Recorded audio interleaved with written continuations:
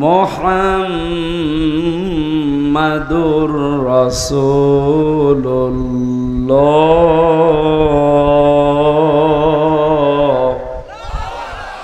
সাদাকতা ইয়া রাব্বানা। আন আবি যাররিন রাদিয়াল্লাহু তাআলা আনহু قال سمعت رسول الله صلى الله عليه وسلم من ادعى ما ليس له فليس منا وليتبوأ مقعده من النار رواه مسلم. وقال تعالى في شأن رسوله وما زادهم إلا إيمانا وتسليما. اللهم صل على محمد وآله وصحبه وبارك وسلم. الحمد لله.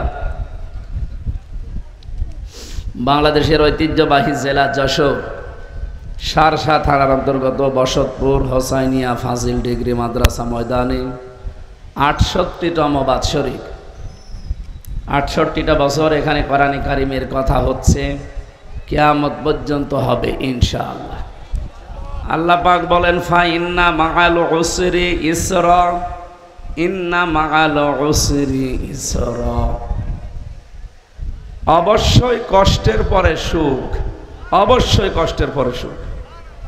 তো আল্লাহ এক কথা 2 বার বললেন, আমার এইটা না 14 বার বললো আমি কিছু মনে করতাম না, কিন্তু এই যে উসরুন, এই কষ্টটা, এখানে কষ্ট বলার আগে আল্লাহ মা দিয়েছেন, এরপরে দিয়েছেন আলিফ লাম।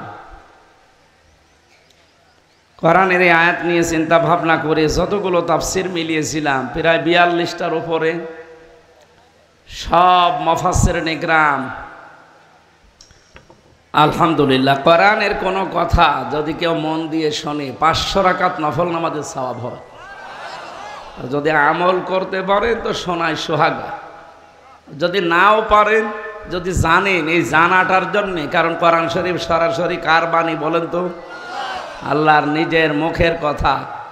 আমার কথা যেমন আমার কাছে দামি লাগে, খুব মর্যাদা সম্পন্ন মনে হয়, আল্লাহর কাছে আল্লাহর এই কথা অনেক দামি।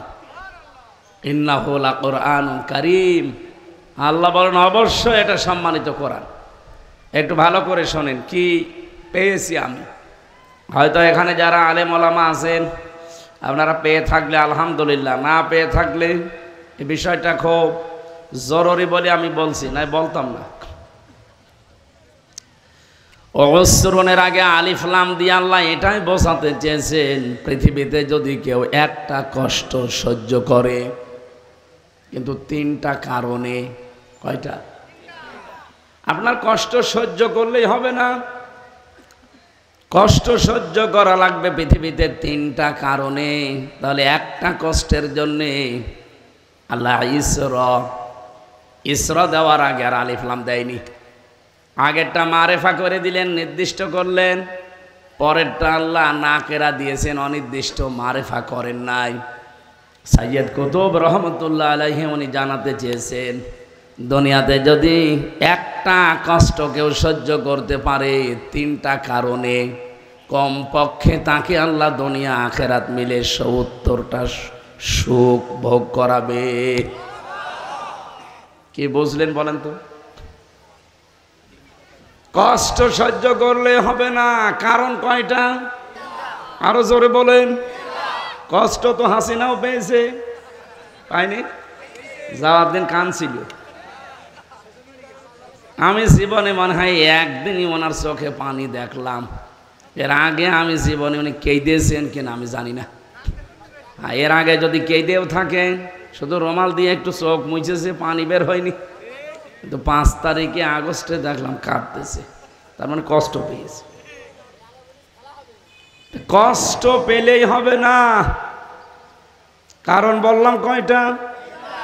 1 নম্বরে কষ্টটা আপনাকে আল্লাহর জন্য পাওয়া লাগবে, 2 নম্বরে রাসূলুল্লাহর জন্য পাওয়া লাগবে, 3 নম্বরে মানবতার জন্য পাওয়া লাগবে। আপনি বলেন তো এই তিনটা কারণে যদি দুনিয়াতে কেউ একটা কষ্ট পায় তার জন্য সুখ শান্তি অপেক্ষা করছে কয়টা? এ কথাটাকে আমি বানালাম। সুতরাং এই 15.5 বছর মিলে বাংলাদেশে আমরা যারা আল্লাহর জন্যে, রসুল্লাহর জন্যে, মানবতার জন্যে কষ্ট সহ্য করেছি, এক একটা কষ্টের কারণে কমপক্ষে 70টা শান্তি আল্লাহ আমাদেরকে দান করবেন। কোরআনে কারীম জানিয়েছে, ওয়ালা তাজিদান্নাহুম আহরাসান নাসি আলা হায়াতিও ওয়া মিনাল্লাযীনা আশরাকু। হে নবী, অবশ্যই, লামে তাকিদ নুনে সাকিলা, আল্লাহ বলেন অবশ্যই আপনি এই পৃথিবীতে দুইটা জাতিকে জীবনের ওপরে বেশি মায়া মহব্বত দেখতে পাবেন। 1 নম্বরে ইহুদি, 2 নম্বরে মুশরিক। এই মানুষগুলো দুনিয়াতে সবচাইতে বেশি জীবনের ওপরে এদের আকাঙ্ক্ষা, লোভ, লালসা, সবচাইতে বেশি আগ্রহ জীবনের ওপরে। ইয়াওয়াদ্দু আহাদুহুম লাউ ইউআম্মারু আলফা সানা। এদেরকে যদি বলা হয় 1000 বছর বেঁচে থাকবেন, ওরা বলবে আলহামদুলিল্লাহ, আমরা আরো বাঁচতে চাই। এই যে বেশি দিন বেঁচে থাকার আকাঙ্ক্ষা এই পৃথিবীতে এই দুইটা জাতির।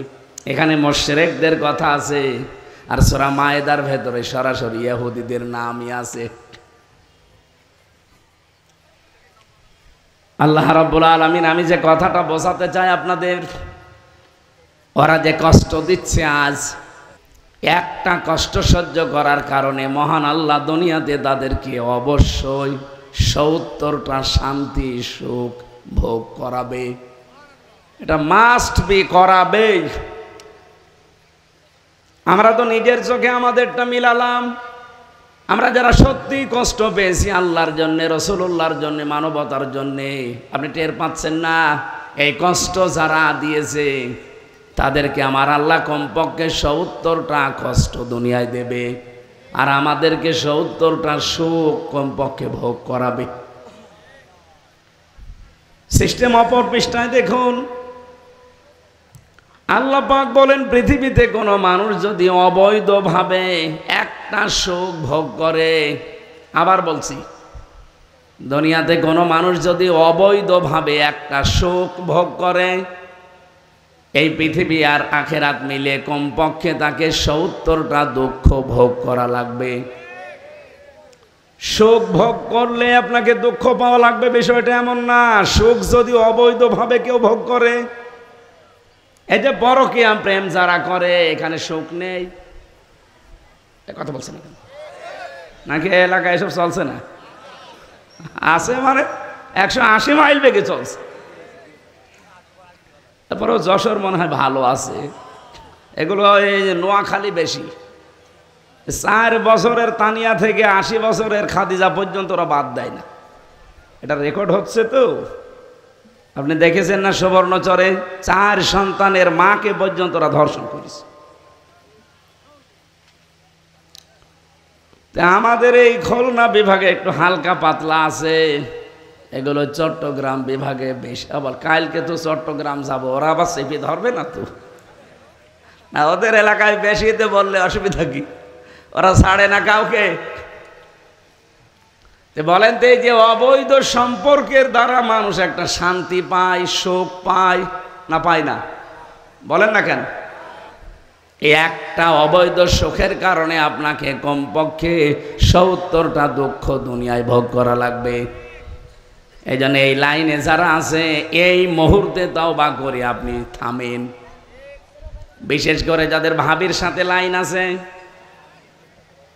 প্রতিবেশীর স্ত্রীর সাথে অনেকের লাইন আছে, এমনকি বিবাহিতা মেয়েদের সাথে অনেকের লাইন চলছে। এখানে যে সুখগুলো পাচ্ছেন, এগুলো যেহেতু অবৈধ সুখ, এই মুহূর্তে আপনাকে ওই রাস্তাগুলো সব বন্ধ করা লাগবে। এই রাস্তাগুলো চালু করার জন্য যেহেতু অনেকে মোবাইলের মাধ্যমে করে, সুতরাং মোবাইল নাম্বার এখনই ডিলিট করে দিন। কারা কারা ডিলিট করবেন হাত তোলেন তো।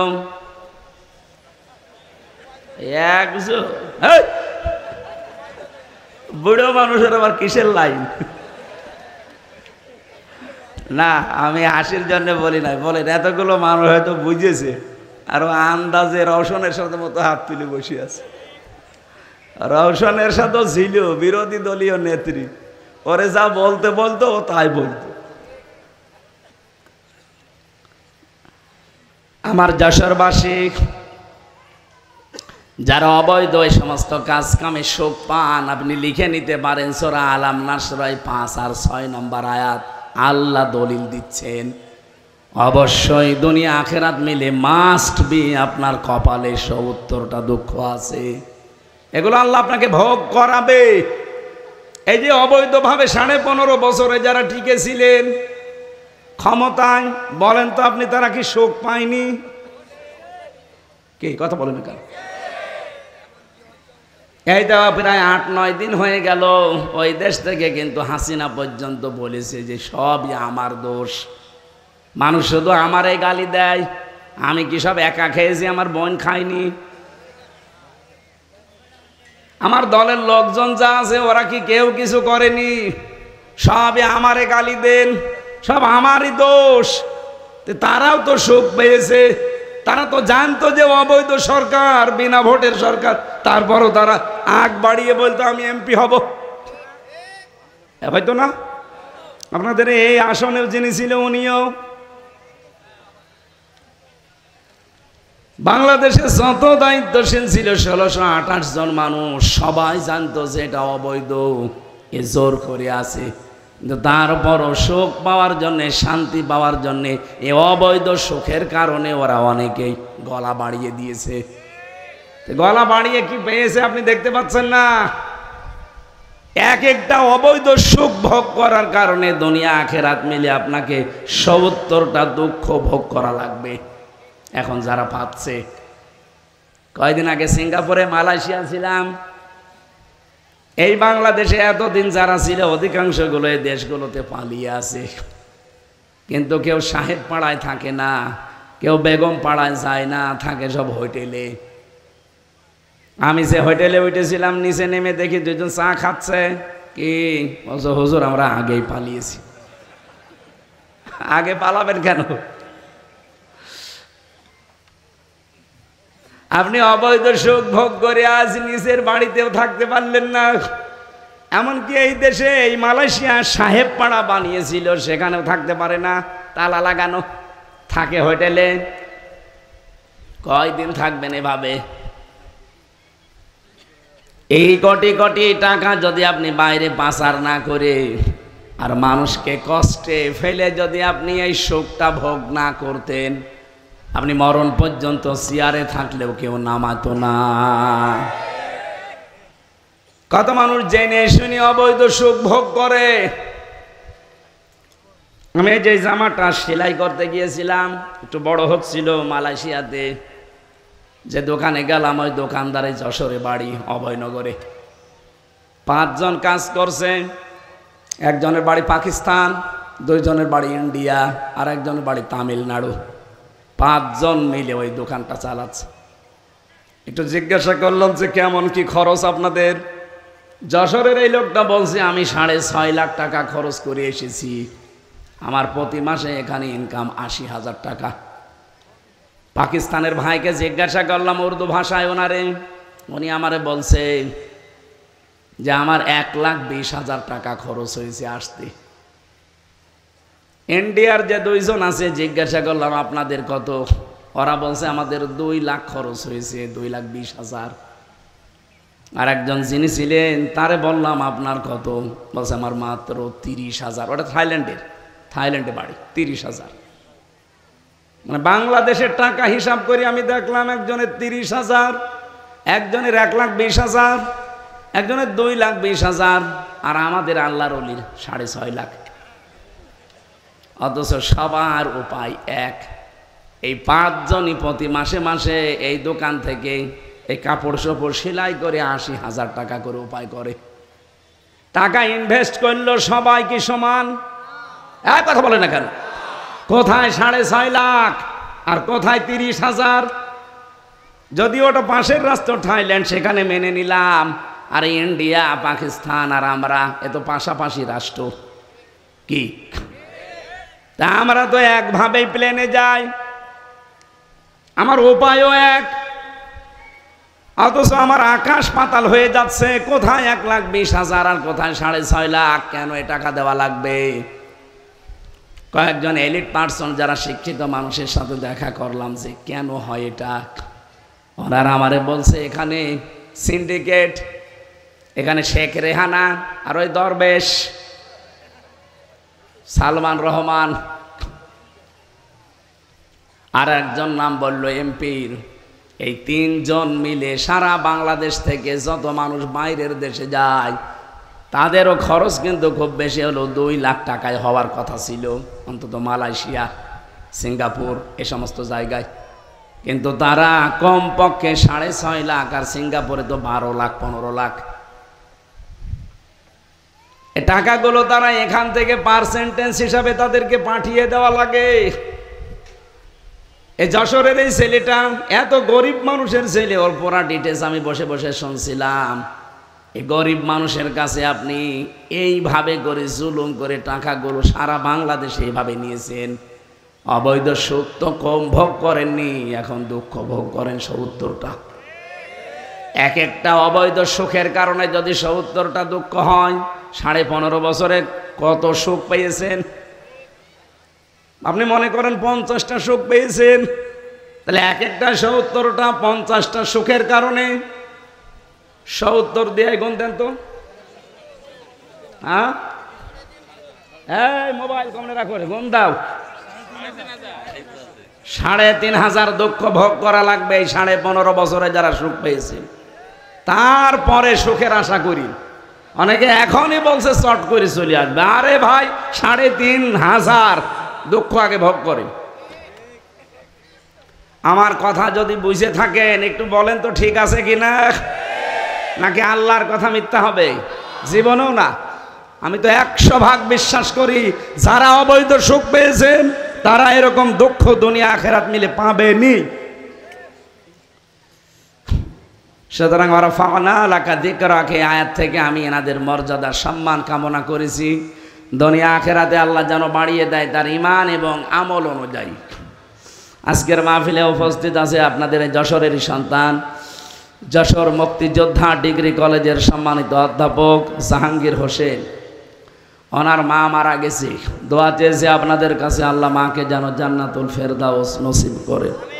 খুব মা ভক্ত মানুষ। আপনি আরেকটু মায়ের কথা বলবেন ও কেঁদে ফেলবে।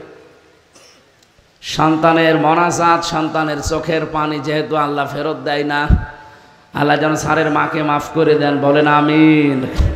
সামনে বসা মুসলমান ভাইরা, যশোর মানে আমার বাড়ি, বাড়ি আমার এই যে পাশে কুষ্টিয়া। আমি এই খুলনা বিভাগের ভেতরে যদি বাড়ি থেকে বের হয়ে আসি, মনে হয় যে আমি এই ঘর থেকে এই ঘরে আসলাম। একটু দূরে গেলে মনে হয় যে না, এই গ্রাম থেকে ওই গ্রামে গেছি। কালকে যেহেতু কক্সবাজার, মনে হবে যে অন্তত একটু দূরে গেলাম। কিন্তু যশোর, ঝিনাইদহ, বিশেষ করে মাগুরা, নড়াইল, আজকে রাতে আছে নড়াইলে, তো এই সমস্ত জায়গায় আসা মানে আমি নিজের বাড়িতে বসে আছি।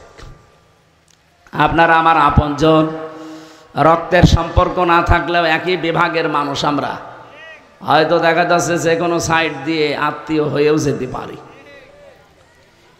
সামনে বসা এই সমস্ত আপনজন মুসলমান ভাই আর বোনেরা, আমি মাওলানা আজিজুর রহমানের কাছ থেকে এই কথাটা শুনেছি যে সবাইকে আপন মনে করা লাগবে। অনেকের ভেতরে হয়তো এই গুণটা নেই, আল্লাহ ওনাকে এই গুণটা দিয়েছেন। এমনকি উনি এমন কোনো কথাবার্তার এমন কোনো কাজ করেন না যে অন্যকে একটু কষ্ট পাবে। এই আচরণটা ওনার না, রসুলের। ফাবিমা রহমাতিম মিনাল্লাহি লিনতা লাহুম ওয়ালাউ কুনতা ফাজ্জান গালিজাল কলবি লানফাদ্দু মিন হাওলিক। আল্লাহ তাআলা বলেন, হে নবী, আপনার অন্তর যদি, হৃদয় যদি কঠোর হতো তো মানুষ আপনার কাছে আসতো না। আপনার দিলটা আমি নরম করে দিয়েছি, এই জন্য তো মানুষ আপনার কাছে এত ভেড়ে। সুতরাং ওনার ওই কথাটা আমরা যেন সারা জীবন মেনে চলতে পারি যে আমরা সবাই, সে যে ধর্মের লোক হোক, যে দলের লোক হোক, যশোরবাসী, খুলনাবাসী, এ বিভাগের লোক, আমরা সব এক। কথা বলেন না কেন? এ বিভাগের 10টা জেলায় যদি কিছু হয়, সারা বাংলাদেশের অন্যান্য বিভাগের লোকজন কিন্তু গালি আগে দেবে খুলনা। খুলনা মানেই যশোর, খুলনা মানেই কুষ্টিয়া। কি কথা বুঝতেছেন? সুতরাং আমরা এমন আচরণ করব আমরা যেন নিজের আপন ভাইয়ের মতো সিমেন্টেড হয়ে যেতে পারি। সম্মানিতা মা এবং বোনেরা, পর্দার আড়ালে যারা বসে আছেন, সবাইকে নিয়ে আল্লাহর দরবারে উচ্চ স্বরের শুকরিয়া আদায় করছি। প্রচণ্ড গরম পড়ছে দিনের বেলা, তো তারপরও যে আল্লাহ আমাদেরকে বসিয়ে রেখেছেন ধৈর্য এবং সহ্য সহকারে, বলেন আলহামদুলিল্লাহ। নবীজি বলেন মানিদ্দা মা লাইসা লাহু ফালাইসা মিন্না। এই পৃথিবীতে যে জিনিসের দাবি তোমার না, ওই জিনিস যদি তুমি দাবি করো, দখল করো, ওটা যদি আয়ত্তে নিয়ে নাও, দুইটা কথা আল্লাহর নবী হাদিসে বললেন, ফালাইসা মিন্না। 1 নম্বরে সে আমার দলভুক্ত না। 2 নম্বরে ওয়ালিয়াতা বাবা মাকআদাহু মিনান নার, ও যেন তার নিজের স্থান জাহান্নাম বানিয়ে নিল। গতকালকে বাংলাদেশের বিভিন্ন প্রতিষ্ঠানে অনেকে হামলা চালিয়েছেন, দখল করেছেন। আমি কি বেশি বললাম? এটা করলেন কেন? এই যে বাটা কোম্পানি বলেন আর যে কোম্পানি বলেন, আপনি কেন তাদের এই জিনিসপত্রগুলো দখলে নিয়ে নিলেন? এগুলো যারা করেছেন ফেরত দিয়ে আসেন, ঠিক হয়নি আপনার এটা। আপনি 1 নম্বরে যদি যে জিনিসের দখল আপনার না, যে জিনিসের দাবি আপনার না, আপনি জোর করে ওইটা ভোগ দখল করেন, যতদিন করবেন ততদিন আপনি নবীর উম্মতের বাইরে থাকবেন। ফালাইসা মিন্না, সে আমার দলের লোক না। এ বাংলাদেশে আগস্টের 5 তারিখের পর থেকে বহু মানুষের চরিত্র আমরা এরকম দেখতে পেয়েছি, যে জিনিসের দাবি তার নেই সেখানে যে দাবি করে বসে, যেটা আমরা চাঁদাবাজি বলে জানি। নাকি যশোরে শুরু হয়নি? এগুলো যারা করেছেন, আপনি ওই জিনিসগুলো ফেরত না দিলে নবীর উম্মত আর থাকতে পারবেন না। আর নবীর উম্মত যে নেই তার জানাজা জায়েজ আছে, মরে গেলে ইন্না লিল্লাহ পড়া জায়েজ আছে। এজন্য নিজের কপালে নিজে আগুন লাগাবেন না। আশা করছি কি বোঝাতে চাই, ইঙ্গিত দিলাম, আপনি বুঝে ফেলেছেন। এরপরও যদি না বোঝার ভান করে থাকেন, এদিকে আসেন। হ্যাঁ, ওটা বন্ধ করবেন আলাদা বিষয়, কিন্তু লুটপাট করবেন কেন? আপনি জোর করে নিয়ে নেবেন কেন? ওইটার দায়িত্ব কি আপনার? সুতরাং এই কাজগুলো করা ঠিক হয়নি। এমনি তার যার নিজের জায়গা থেকে বর্জন করবেন, এটা ইমানের দাবি। যতগুলো পয়েন্ট আছে ইমানের 3টা স্তর, তার ভেতরে এটাও একটা। যদি আপনার শক্তি সামর্থ্য থাকে তাহলে হাত দিয়ে বাধা দেন, পারলেন না মুখ দিয়ে প্রতিবাদ করেন, যেটা সারা বাংলাদেশ সহ বিশ্বের বিভিন্ন মুসলিম দেশে চলছে। কি কথা বলেন না কেন? তামাম দুনিয়ায় এই প্রতিবাদ চলছে, কারণ আমাদের হাতে ওই শক্তি নেই। নবীজির বাড়ি ছিল খেড়ের, নবীজির বাড়ি ছিল খেজুর পাতার, টপ টপ করে পানি পড়তো, 9টা ঘোড়া বাঁধা ছিল সব সময়। আপনি কি বুঝলেন এখান থেকে? তার বর্ম ছিল, মাথার হেলমেট ছিল, হাতে জুলফিকার ছিল। আর আমরা আজ মুসলমানেরা শুধু আনন্দ ভোগ করায় আছি। ওরা আজ তামাম দুনিয়া ধ্বংস করার জন্য কি হাতে নিচ্ছে আপনি টের পাচ্ছেন। আর আমরা শুধু সুবহানাল্লাহ আলহামদুলিল্লাহ নিয়ে শুধু ফতোয়াবাজিতে ব্যস্ত আছি। আর বাকি শব্দটা আমি বলতে পারলাম না। মুসলমানদের আজ অধপতনের পেছনে সবচাইতে বড় কারণ 2টা। 1 নম্বরে তারা নারী ভোগ করার একেবারে সর্বোচ্চ পর্যায়ে চলে গেছে। 2 নম্বরে ওরা এখন এই নেশাদ্রব্য এগুলো খাওয়াতে ব্যস্ত হয়ে পড়েছে। বাইরের দেশগুলোতে গেলে মাথা খারাপ হয়ে যাবে আপনার। যারা মুসলমান, আজ আমাদের কপালে দুঃখ এমনি আসে না, এসেছে এই কারণে। এই জন্য আমরা সতর্ক থাকবো। কারো জিনিস যেন যেটা দখল আপনার নেই, আন্দাজে দখল করবেন না। ওই যে বললাম না, হয়তো সুখ পাবেন, আনন্দ পাবেন। একটা সুখে দুঃখ কয়টা? বলেন বলেন। আগস্টের 5 তারিখের পর থেকে বাংলাদেশ জামাত ইসলামী কারো কাছে 1 টাকা সাথিয়ে দাবি করে নাই, তারপরেও তারা চলছে না। আপনার করা লাগবে কোন কারণে? বলেন না আমাদের সবকিছু হারিয়ে গেছে, তাদের হারায়নি। সুতরাং এই দোহাই দেওয়া যাবে না, এটা বন্ধ করেন। সেদিন ফসু পাগলা নামে একজন বলছে এতদিন আমাদের কাছ থেকে নিয়েছে, আমরা এখন একটু খাবো না? আরে শয়তান! এটা একটা মাসলুম সংগঠন বিএনপি, একে ডোবানোর জন্য এই ফজু পাগলার আবিষ্কার। আমার মনে হয় এই ফজু নামে এই লোকটাকে পাবনায় পাঠানো দরকার। ওর বাড়ি হচ্ছে কিশোরগঞ্জ। পাবনায় পাঠিয়ে বড় ইঞ্জেকশন এসে, সেদিন আমি পাবনায় গিয়েছিলাম, যে দেখি পাগল সব প্রায় চলে গেছে। 750-800 পাগল থাকে সেখানে, মাত্র আর 150-র উপরে আছে মাত্র কয়েকজন। বললাম পাগল, বলছে সব ভালো হয়ে গেছে, চলে গেছে।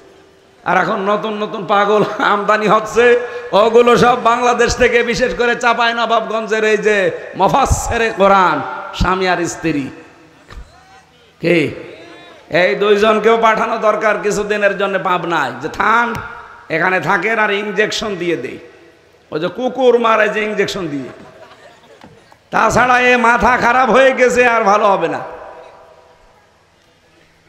আমি আর নিচে নামলাম না, আপনারা উল্টাপাল্টা ধারণা করবেন না। আমি বিএনপির বিরুদ্ধে না, সত্যি কথা বলছি। আমি শহীদ জিয়াউর রহমানের নামে মন থেকে দোয়া করি, তারেক জিয়া সাহেবের জন্য আমি মন থেকে দোয়া করি। কিন্তু এই মাজলুম দলটা ভারতের চাইলে, ভারতের গলক ধাঁধায় পড়ে এই দলটাকে অনেকে ডোবানোর জন্য চেষ্টায় আছে। তার ভেতরে যাদের নাম বলছি এরা, এদের কোনো কাজ নেই, কোনো কাম নেই।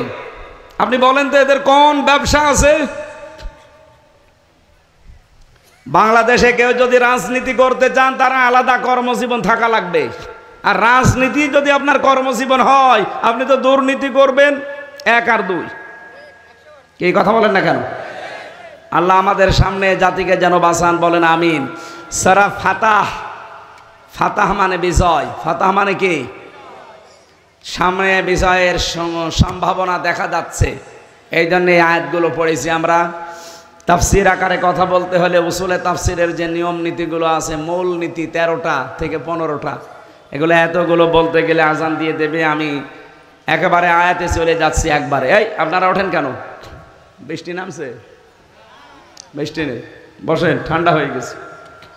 সূরা ফাতাহা থেকে বলছি এবার 28 এবং 29 নম্বর আয়াতের প্রথম অংশে বিশ্ব নবী মুহাম্মদুর রাসূলুল্লাহ সাল্লাল্লাহু আলাইহি ওয়াসাল্লামকে আল্লাহ নির্দেশ দিচ্ছেন, ওয়াল্লাযী আরসালা রাসূলাহু বিল হুদা। তিনি সে আল্লাহ যিনি তার রাসূলকে এই পৃথিবীতে পাঠিয়েছেন হেদায়েত সহকারে। কি সহকারে? আরো জোরে বলেন। এখন হেদায়েত কে? দুনিয়ার কোনো মানুষ যদি হেদায়েত না পায়, সে জান্নাত পাবে? আরো জোরে বলেন। তাহলে হেদায়েত পেতে হলে, জান্নাত পেতে হলে মাস্ট বি আপনাকে হেদায়েত পাওয়া লাগবে। কোরআনে কারিমে জানিয়েছেন আল্লাহ হেদায়েত পাবে কারা? সূরা বালাদের ভেতরে 5 দফা কর্মসূচি যারা হাতে নেবে, আল্লাহ তাদেরকে হেদায়েত দান করবে। ওয়াহাদাইনাহুন নাজদাইন ফালাকতাহামাল আকাবাতা ওয়া মা আদরাকা মাল আকাবা ফাক্কু রাকাবা আও ইতআমুন ফি ইয়াউমিন যী মাসগাবা ইলা আখিরি আয়া। এই ভালো করে শুনেন, শুধু বাংলাদেশের জন্য না, এটা রেকর্ড হচ্ছে সারা পৃথিবীর বাংলা ভাষাভাষী যারা সবাই শুনবে কালকে। হেদায়েত যদি না পান, জান্নাত পাবেন না। আর হেদায়েত পেতে হলে কমপক্ষে 5টা কাজ আপনার জীবনে থাকা লাগবে। কয়টা? এ বাংলাদেশে এখন প্রায় 73টার উপরে দল কাজ করছে, নিবন্ধন মিলে, নিবন্ধন ছাড়া। যারা আছেন হেদায়েত যদি সত্যি পেতে চান, আল্লাহর কোরআনের সূরা বালাদের এই 10 নম্বর আয়াত থেকে 18 নম্বর আয়াত পর্যন্ত আপনি মিলাবেন বাড়ি যেয়ে। 1 নম্বরে আপনার জীবনে ফাক্কু রাকাবা, দাস মুক্তিকরণ, এই কর্মসূচি থাকা লাগবে। বাংলাদেশ জামাত ইসলামের কথা বলছি আমি এই কারণে, দাস মুক্তি বলতে আমরা কি বুঝি? পৃথিবীতে আল্লাহ বানিয়েছে মানুষকে তার দাসত্ব করার জন্যে। কথা বলেন না কেন? ইয়াকা না'বুদু, একমাত্র তোমারই দাসত্ব করি। সেখানে বহু মানুষকে আমরা দেখতে পাই তারা আল্লাহর দাসত্ব বাদ দিয়ে মানুষের দাসত্ব করে। বলেন, যারা আল্লাহর দাসত্ব বাদ দিয়ে পৃথিবীর মানুষের দাসত্ব করবে, মানুষের গোলামি করবে, এখান থেকে যারা মানুষকে বাঁচাতে চায়। আর এই কর্মসূচি জীবনে 1 নম্বরে নিয়েছে জামাত ইসলাম। এই যে বারবার আল্লাহর আইনের কথা বলা হয় কেন?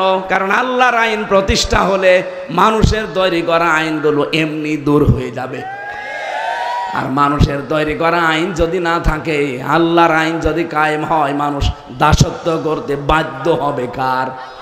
আমরা তো চাই মানুষ দাসত্ব করুক আল্লাহর। কি কথা বলে না কেন? 2 নম্বরে যারা এতিম মিসকিন অসহায় মানুষের বাড়িতে খাবার পৌঁছিয়ে দেয়। আপনি দেখেন না, আগস্টের 5 তারিখের পরে আজ এপ্রিলের 8 তারিখ, এই 1 মাস 8 মাস 3 দিনের ভেতরে এই 73টা দলের কর্মসূচি আপনি একটু হিসাব করে মিলান। কারা এতিম মিসকিন অসহায় দুর্বল মানুষদের কাছে যে সর্বোচ্চ বিলিয়ে দিচ্ছে বলেন? আপনি যা আন্দাজে ফতোয়া দেন, বলেন আমি যা বলছি কোরআন থেকে না বানিয়ে? ইয়াতীমান যা মাকরাবা, নিজের নিকট আত্মীয় স্বজনের ভেতরে যারা এতিম অসহায় তাদের খোঁজ খবর নেওয়া। আর আমি তো এই গুণটাও এদের ভেতরে দেখি। তা আমি যা পড়ি কোরআনে, এগুলো যার ভেতরে পাবো আমি তো সেখানে যাব। আপনি জোর করে আমারে নিতে চান, পারবেন না। আমি তো দেখি না আপনার ভেতরে এগুলো। আও ইউতামু ফি ইয়াউমিন জি মাসগাবা, এখানে আরেকটা আয়াত আমার আল্লাহ জানিয়েছে, যারা এতিম অসহায়, যারা ধলি মলিন, যে মানুষগুলো রাস্তাঘাটে কর্মজীবনে ধোলা মলিন হয়ে নিজের শরীরকে সর্বশান্ত মনে হয়, এই মানুষগুলোর পেছনে যারা থাকে, এদের কর্মজীবনে যারা সাহায্য সহযোগিতা করে। কত ভ্যানওয়ালা, রিক্সাওয়ালা, রিক্সাটা পুড়িয়ে গেছে, নষ্ট হয়ে গেছে, তার একটা কর্মজীবন ঠিক করার জন্য বাংলাদেশ জামাত ইসলামী এই কর্মসূচিটা হাতে নিয়েছে। আমি তো বহু মানুষকে দেখলাম, আমার কুষ্টিয়া নিজের জেলায় একটা হিন্দুর বাড়ি, আমার নিজের 4-5 গ্রাম পরে ওই বাড়িটা পুড়ে একেবারে ছাই হয়ে গেছে। বাংলাদেশ জামাত ইসলামী কুষ্টিয়া জেলা শাখার উদ্যোগে এই 5 টাকা, 10 টাকা, 100 টাকা চাঁদা কালেকশন করে করে 2.5 লক্ষ টাকা দিয়ে তার বাড়িটা বানিয়ে দিয়েছে। এর একটা হিন্দু হোক, কিন্তু লোকটা তো মানুষ। এই বলুন, একটা মুসি মানুষ, মুসি জুতা সেলাই করে খায়, সে জীবনে ইসলামের এই সৌন্দর্য দেখে কোনোদিন ভুলতে পারবে? আর আপনার টাকা ব্যাংকে ছাতা পড়ে যায়, কি করেন আপনি টাকা দিয়ে? সুম্মা কানা মিনাল্লাযীনা আমানু ওয়া তাওয়াসাউ বিস-সাবরি ওয়া তাওয়াসাউ বিল মারহামা। এই পৃথিবীতে ওই মানুষগুলো হেদায়েত পাবে, তারা ডানপন্থী বলে আল্লাহ উল্লেখ করেছেন। উলাইকা আসহাবুল মায়মানা, এই মানুষগুলো ডানপন্থী, এরা সফল হবে, এদেরকে আল্লাহ হেদায়েত দেবে। যারা নিজেরা ঈমান আনার পর মানুষকে ধৈর্য ধারণের উপদেশ দেয় আর একে অন্যের প্রতি রহম দিল হয়। আজ এই গুণগুলো আমি যেখানে পাবো, আল্লাহর কসম আমরা মুসলমান হিসাবে সেখানে যাব। বলেন বিল্লাহিল আলিয়্যিল আযীম, রাব্বানা ফিদ দুনিয়া হাসানা ওয়া ফিল আখিরাতি হাসানা ওয়া কিনা আযাবান নার ওয়া আদখিলনাল জান্নাতা মা'আল আবরার ইয়া আজিজ ইয়া গফফার ইয়া রাব্বাল আলামিন। আল্লাহ তাআলা, পরিবেশ আমাদের অনুকূলে আর নেই, আকাশের অবস্থার দিকে তাকিয়ে আমরা শেষ করে দিলাম। বহু ছোট ছোট বাচ্চা কাচ্চা আছে, সম্মানিত মা বোনেরা, আসলে কি করব, মুরব্বির কারণে কিছু বলতে পারছি না। আমরা খাদিজাতুল কুবরা রাদিয়াল্লাহু তাআলা আনহার জীবনী থেকে পেয়েছি, এটা ওখানে পাবেন আপনারা। সারা জীবন তিনি 1 ওয়াক্ত নামাজ পড়েননি, একবারও তিনি যাকাতও দেননি, একটা জীবনে হজও করেননি, তিনি একদিনের জন্য পর্দায়ও থাকেননি, রোজাও রাখেননি জীবনে একটা। কিন্তু আল্লাহ তাকে নিজে সালাম পাঠিয়েছেন আর জান্নাতে ঘর বানিয়ে তার জন্য সুসংবাদ পাঠিয়েছেন। পুরা জীবনী পড়ে আমি একটা বিষয় পেয়েছি, কারণ এগুলো সব নাজিল হয়েছে তার ইন্তেকালের পরে, এই জন্য তিনি করতে পারেননি। কিন্তু আল্লাহ তাকে জান্নাতে ঘর বানিয়ে সুসংবাদ দেওয়ার কারণ, তাকে সালাম দেওয়ার কারণ হচ্ছে জীবনে কোনোদিন তিনি স্বামীর মনে দুঃখ দেননি। এখানে যারা আমরা স্বামী আছি, সে যে স্বামী হোক, আপনি বুকে হাত দিয়ে বলতে পারবেন জীবনে আমার বউ কোনোদিন আমাকে একদিনও দুঃখ দেয়নি? হাত তোলেন তো। একজন হাত তুলতে পারছে না। এই এখানে দাঁড়িয়ে দাঁড়িয়ে কি করেন আপনারা? একটা স্বামীও আপনার পক্ষে নেই? এই আশ্চর্য গো, এত বড় বড় হুজুরও আমরা হাত তুলতে পারছি না। না, শুধু নামাজ পড়া, রোজা রাখা আর কালো বোরকা পরা ইবাদত না। স্বামীর মন জয় করা, স্বামীর খেদমত করা, তাকে খুশি রাখা, এটাও কিন্তু নামাজ রোজা ফরজ পর্দার মতো একটা ইবাদত। আল্লাহ তৌফিক দেন মেয়েদের, বলেন আমিন।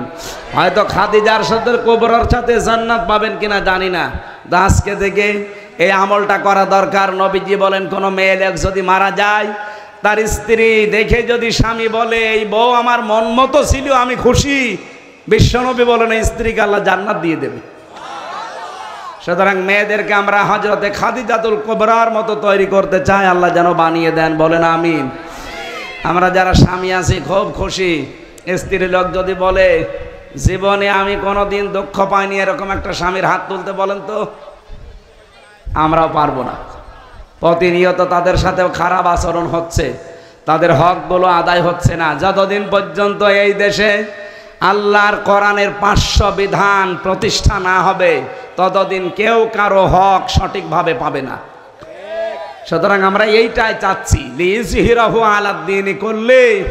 হে নবী, আপনাকে আমি পাঠিয়েছি আমার দিনকে এজহার করার জন্য। এজহার মানে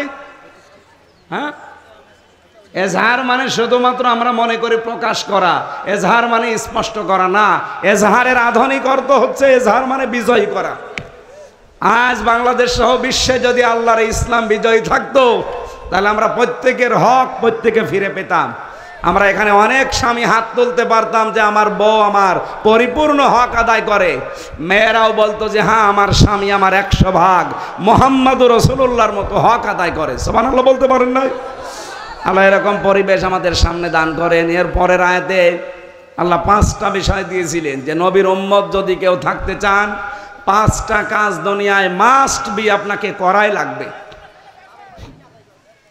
আল্লাযীনা মাআহু আশিদ্দাউ আলাল কুফার রুহামাউ বাইনাহুম তারাহুম রুকআন সুজ্জাদা ইয়াবতাগুনা ফাদলাম মিনাল্লাহি ওয়া রিদওয়ানা। এখানে 5টা বৈশিষ্ট্যের কথা আছে। মুহাম্মদুর রাসূলুল্লাহর উম্মত যদি কোনো নারী পুরুষ হতে চান, সূরা ফাতিহার এই 29 নম্বর আয়াত, বাড়ি যে ফি জিলালিল কোরআন, ইবনে কাসির মারিফুল কোরআন, এ বাংলায় পাওয়া যায়, কিনে কিনে পড়েন, নিজের ভেতরে প্রতিষ্ঠা করেন এগুলো। আল্লাহুম্মা আমিন। লা হাওলা ওয়ালা কুওয়াতা ইল্লা বিল্লাহিল আলিয়্যিল আযীম। মাবুদ, আমরা যেভাবে আরম্ভ করেছিলাম, পরিবেশও যেভাবে ছিল, কোরআনের কথা যেভাবে শুনছিলাম, আল্লাহ আমাদের আগ্রহর দিকে তাকিয়ে এই যে চাতক পাখির মতো আমরা বসে দাঁড়িয়ে শুনছিলাম, আমাদেরকে তুমি মেনে চলার সুযোগ দাও। এ মাহফিলের আয়োজন করতে গিয়ে যারা শ্রম দিল, আল্লাহ এদের শ্রমগুলো কবুল করে নাও। বিশেষ করে এই মাদ্রাসাটা কিয়ামত পর্যন্ত এখানে তুমি জারি রাখো। এই এলাকার জন্য আল্লাহ তুমি দ্বীনের মার্কাজ, হেদায়েতের মার্কাজ বানিয়ে দাও।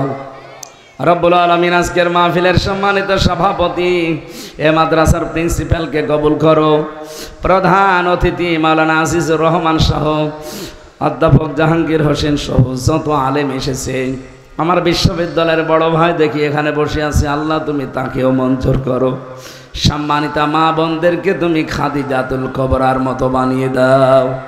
তাদের পেটে এমন এমন সন্তান তুমি দান করো, আমরা মারা গেলে তারা যেন দোয়া করে, রব্বির হামহুমা কামা রব্বায়ানি সগীরা।